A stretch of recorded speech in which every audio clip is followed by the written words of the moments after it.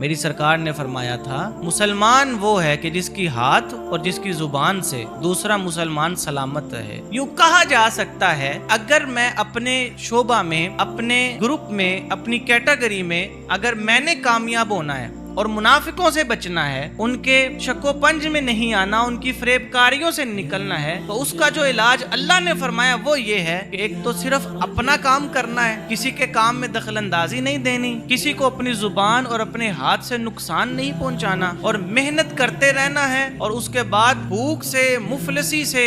پریشانی سے گھبرانا نہیں ہے۔ تو انتم الاعلون، ایک وقت آئے گا میں رب ہو کے تمہیں کہہ رہا ہوں کہ میں تمہیں عزتیں بھی دوں گا، اور میں تمہیں خوشحالیاں بھی دوں گا، اور میں تمہیں شفائیں بھی دوں گا، کیونکہ جب تم یہ سب کام کرو گے تم صبر کرنے والے بھی ہو جاؤ گے، تم شکر کرنے والے بھی ہو جاؤ گے، اور صابروں کے ساتھ بھی میں ہوں، اور شکر کرنے والوں کو میں بہت زیادہ دیتا ہوں۔